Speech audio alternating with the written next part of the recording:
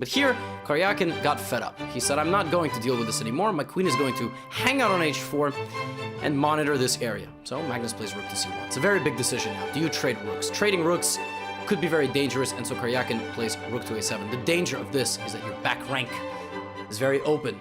If you take, he probably thought he was going to suffer a long and painful death. And he was probably correct. So instead he played rook to a7, and now queen takes f4. And Karyakin goes all in. He plays rook to a2. The benefit is that this queen protects the h2 pawn, so even though the rook sees it, the king is able to go to h1. Now again, if you trade queens, you have, it looks like you have queen f4, rook f4, and bishop to g5, and that is an x-ray. But because you abandoned your back rank, I will go rook to c8 check, and now both of my rooks will be out of the scope of your bishop. So because of that, Karyakin played queen to f2.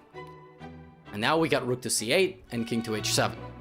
The bishop could have also blocked, but if the bishop blocks, then rook will sacrifice, and this rook and queen will bulldoze you.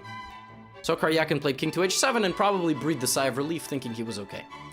Or at least that's what he thought prior to the move rook to c8 being played, when Magnus Carlsen shocked the entire world, probably Sergei Karyakin, probably his fans and spectators, and delivered a move which is the cleanest cut of a queen sacrifice that we have seen yet in this entire video, but it is absolutely beautiful, and the magnitude of the sacrifice cannot be underappreciated. And ladies and gentlemen, that move is queen to h6 check, which geometrically solves the problem of who will win the 2016 World Championship. Will we have a new champion, or will Magnus Carlsen defend for the second time? And the game is over. And here Karyakin resigned. He did not even take the poison, because if he plays king takes h6, now we have rook to h8 mate, and the king is in a box. And if pawn takes, rook to f7. To be cerebral enough to spot this in the World Championship, I think it's very impressive. I don't care if Magnus Carlsen could be potentially the greatest player of all time, so you would expect such things, but just to be cerebral enough to see this a few moves out, what a beautiful move. Queen to h6, glorious. A move that just looks impossible to the untrained eye.